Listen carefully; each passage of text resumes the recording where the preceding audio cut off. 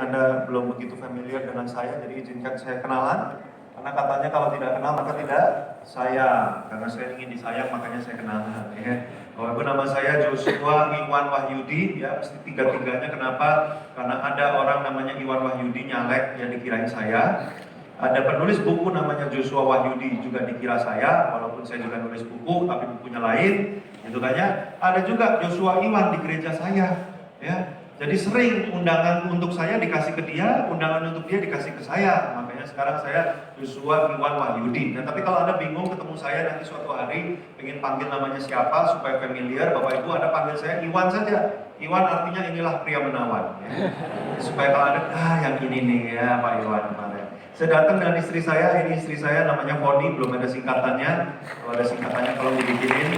Ya, bukan selingkuhan, bukan sekretaris, ya istri satu-satunya. Ya. Saya datang juga dengan anak murid, kami memuridkan 7 orang, nah 2 diantaranya saya ajak hari ini, boleh berdiri namanya Stefanus dan Siska, mereka suami istri dari Jakarta bersama dengan saya. Oke, tanpa berpanjang lebar, Bapak Ibu Anda sudah siap untuk firman pagi hari ini? Amin, siap. Kalau saya sharing, Bapak Ibu Anda jangan terlalu tegang. Coba dilihat wajah orang di kiri kanannya. Kalau Anda lihat dia nggak senyum dan wajahnya tidak ada perubahan, bahkan berpaling kepada Anda aja enggak, berarti saudara itu tandanya kemungkinan rohnya meninggalkan tubuhnya. Ya. Jadi kita harus lakukan sesuatu saudara ya. Boleh semuanya angkat 5 jari tangan kanan, 1, 2, 3, 5 jari pada hitungan ketiga. Saya minta saudara tepuk agak kencang orang di kiri kanannya dan bilang semangat gitu. Semangat, semangat, semangat, semangat gitu. Orang di kiri kanannya ditepuk, semangat, semangat gitu kan. Anda tepuk dia tidak bergeming, berarti beneran rohnya meninggalkan tubuhnya. Itu harus didoakan ya supaya balik masuk lagi ya. Oke, saudara mari kita buka Yohanes pasal yang kelima. Nah gitu saudara ya, ini suasana khotbah itu sebenarnya mesti ceria, semangat, responsif gitu ya. Itu baru namanya sesi firman Tuhan. Yohanes pasal yang kelima kita akan baca dari ayat yang pertama. Sebenarnya ada 3 poin yang bisa disampaikan dari khotbah ini, tapi tadi pagi saya ibadah 1 hanya berhasil menyampaikan 1 poin. Saya nggak tahu ibadah 2 sanggup sampai ke berapa ya, tapi kita mengalir saja. Ayat 1 dimulai. Sesudah itu ada hari raya orang Yahudi dan Yesus berangkat ke Yerusalem. Di Yerusalem dekat pintu gerbang domba ada sebuah kolam yang dalam bahasa Ibrani disebut Bethesda. Ada 5 serambinya. Kalau sudah pergi ke Israel pasti diajak ke kolam ini, kolam Bethesda. Sekarang sudah reruntuhan, sudah jebol semua. Ya, sebelahnya itu ada gereja dibikin, biasanya nanti di situ kita disuruh nyanyi tanpa pakai sound karena gerejanya itu sudah akustiknya bagus banget. Jadi kita nyanyi aja suaranya kayak gini gitu ya. Itu sebelahnya kolam Bethesda ya. Nah, terus kemudian ayat 3, dan di serambi-serambi itu berbaring sejumlah besar orang sakit. Ada orang buta, ada orang timpang, ada orang lumpuh yang menanti guncangan air kolam itu. Kenapa mereka nunggu-nunggu airnya berguncang? Sebab sewaktu-waktu turun malaikat Tuhan ke kolam itu, mengguncang air itu, barang siapa terdahulu, barang siapa paling cepat masuk ke dalamnya sesudah air itu berguncang, menjadi sembuh apapun juga penyakitnya. Ya. Di situ ada seorang yang sudah 38 tahun lamanya sakit. Saudara, saya nggak bisa bayangin orang sakit 38 tahun itu rasanya gimana. Menurut ayat ini tidak dijelaskan dia sakitnya apa, tapi sakit yang dia derita ini membuat dia harus terkapar di atas tilam. Tilam itu kasur, ya semacam kasur gitulah ya. Dia tidak bisa bangun berdiri, dia harus terkapar terus di atas tilam. Dan tilam itu diletakkan di dekat dari kolam itu, dan orang ini menunggu-nunggu kapan airnya guncang. Dia pengen bisa masuk supaya dia bisa sembuh. Tapi karena penyakitnya dia adalah penyakit yang membuat dia terkapar, nggak bisa cepat-cepat dia. Begitu dia dengar air berguncang, dia baru mungkin mengangkat tubuhnya saja. Dia udah kalah cepat sama yang sakit cacar, ya, sakit kutil, ya kan kutilnya cuma di ujung jari gini kan tinggal, nyemplung cepet kan ya. Nah ini dia mesti mengangkat tubuhnya dulu. Bahkan mungkin masih lebih cepat daripada orang buta. Karena orang buta begitu dengar lari aja, nabrak siapa juga nggak penting. Yang penting nyemplung kan gitu kan. Nah, dia selalu kalah cepat, sehingga selama 38 tahun itu, saudara, dia tidak pernah sembuh, walaupun di depan mata dia itu ada sumber kesembuhan. Tiap hari dia lihat orang lain sembuh, tapi dianya nggak sembuh-sembuh. Dan yang bisa menyembuhkan ada di depan mata dia, tapi dia nggak pernah bisa nyampe ke sana. Saudara, mungkin ini menggambarkan perasaan kita, kalau ada di antara saudara, punya masalah, terus teman-teman saudara, ada kenalan saudara yang punya masalah yang sama, tapi mereka udah duluan beres. Saudara punya masalah keuangan, teman saudara juga, dia udah beres. Temenku udah beres, tetangga udah beres, siapa udah beres, saya kapan beresnya Pak? Padahal saya udah doa, saya udah minta Tuhan, tapi kok nggak beres-beres juga? Nah, ada mungkin di antara kita yang sedang mengalami itu, berarti pesan ini sangat spesifik buat saudara. Kalau kau punya masalah, mungkin ada yang berpikir ini, Pak, saya sudah menikah 38 tahun Pak. Kenapa suami saya begitu-begitu terus? Kalau suami Anda tiba-tiba suatu hari Anda bangun berubah orang, ada yang kaget. Loh, siapa kamu? Gitu kan ya. Tapi Anda doanya kan gitu. Kenapa suami saya nggak berubah-berubah tiap tahun gitu terus, kelakuan kayak gitu terus. Sementara suami orang lain bertobat terima Yesus. Suami orang lain, wih di jamaah Tuhan udah berubah. Suami orang lain gini. Saya kapan Tuhan gilirannya? Nah ini dia. Orang sakit 38 tahun. Ngeliatin orang lain sembuh, dia bertanya kapan saya sembuh, dan dia tidak sembuh-sembuh, saudara. Maka kita baca apa yang terjadi pada waktu itu.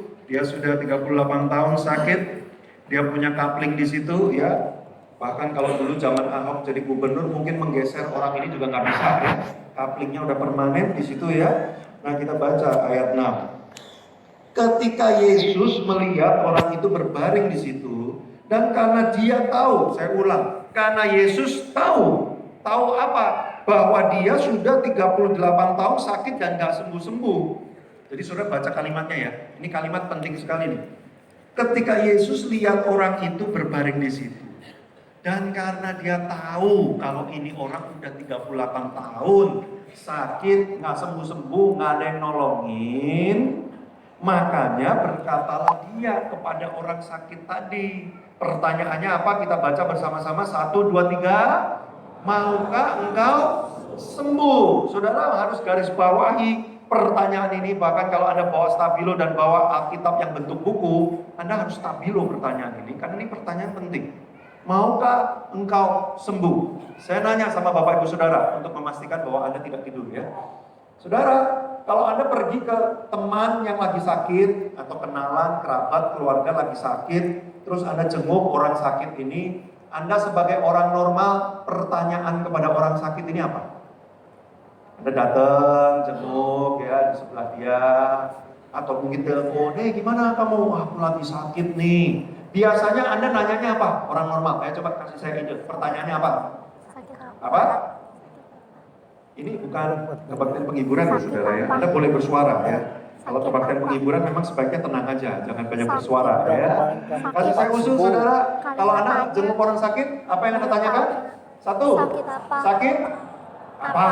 Ya, sakit apa? Ya, saya pernah suatu hari ya, saya ditelepon teman gitu kan. Bro, gua lagi sakit nih.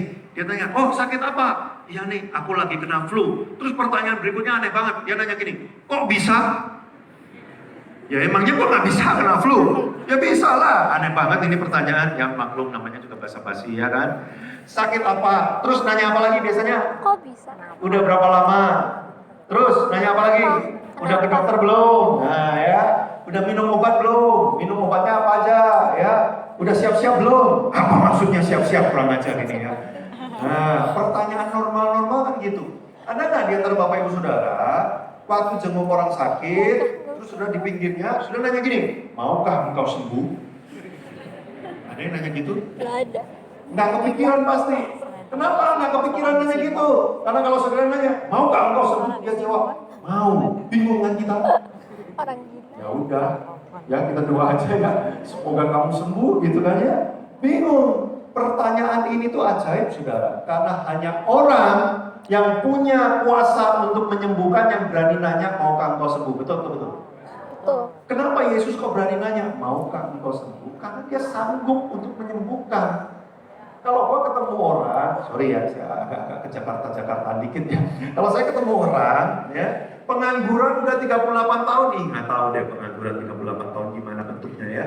Saya ketemu orang pengangguran 38 tahun, lalu saya datengin dia, Pak, mau kerja nggak? Berarti saya punya kerjaan, karena saya nanyanya, mau kerja nggak?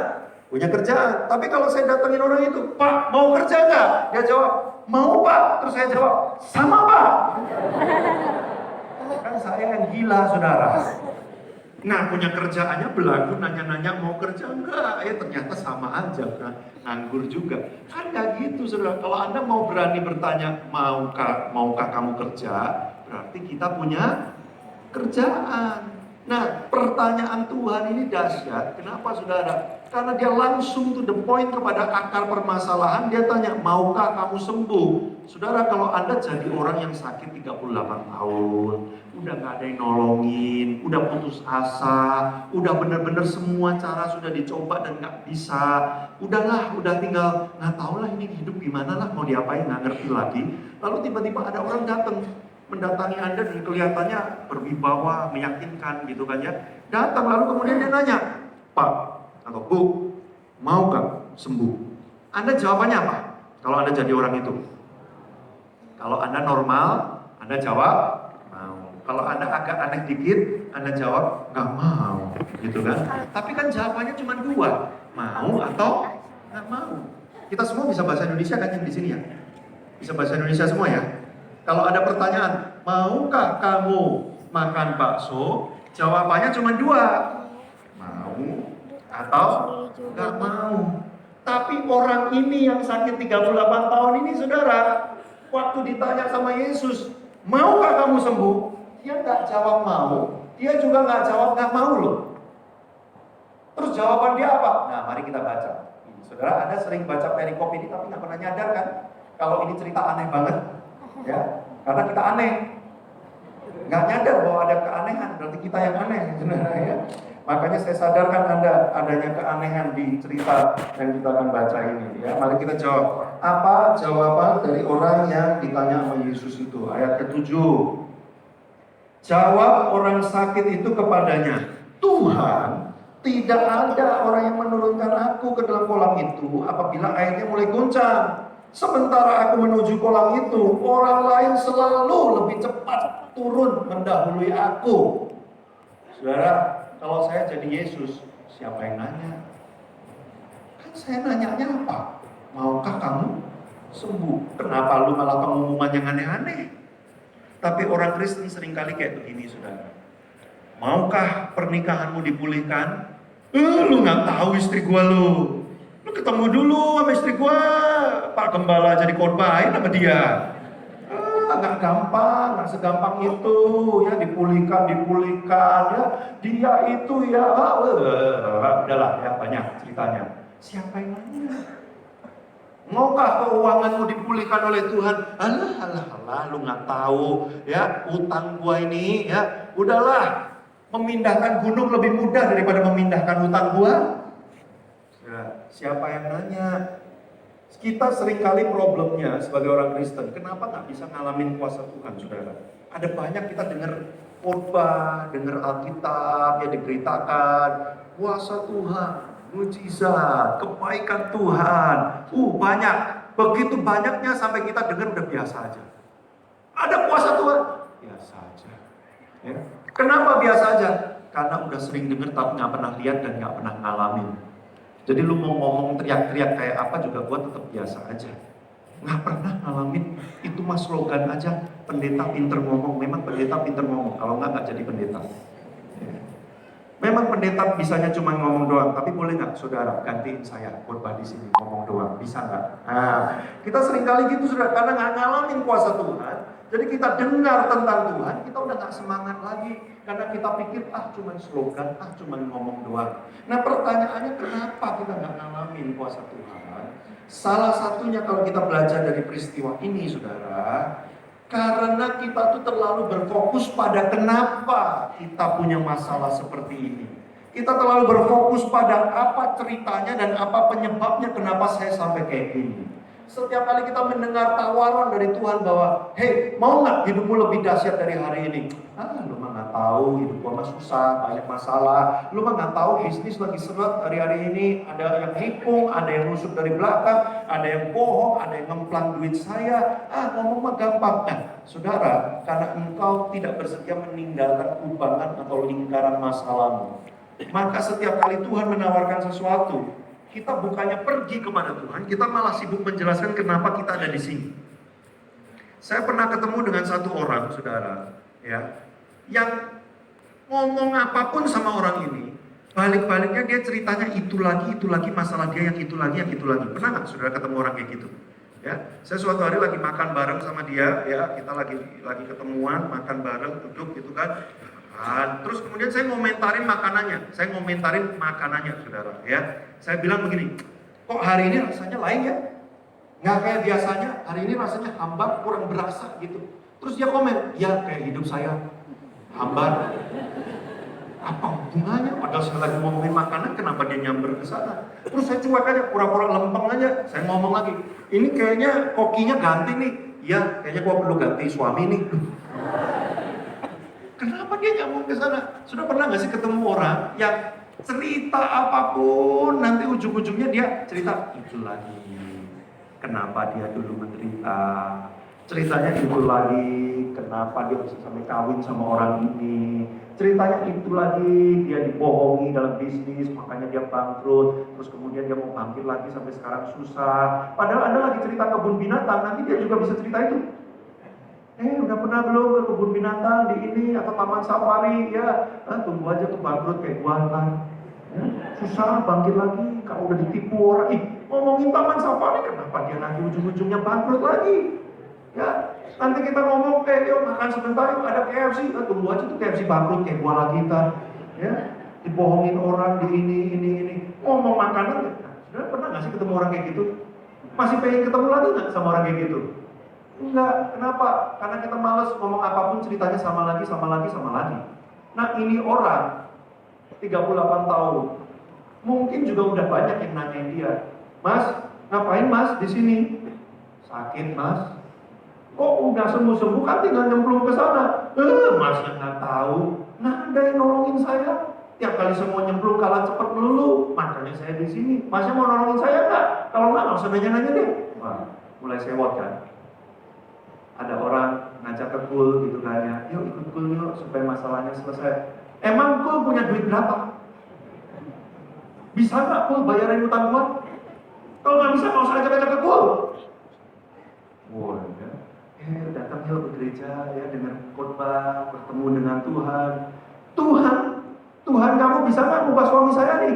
Kalau bisa sekarang juga saya ke gereja. Coba ubah dia sekarang. Ayo, kayak cepat kayak ini. Tidur terus, males, nggak pernah bangun, nggak kerja, nggak tanggung jawab, males banget. Bisa nggak Tuhan ubah? Kalau bisa, saya pergi ke gereja. Saudara, ya, kita terlalu berfokus kepada apa yang membuat kita malas, membuat kita punya masalah, kita berputar-putar di situ, sehingga ketika Tuhan Yesus datang pun kadang-kadang kita nggak lihat Tuhannya.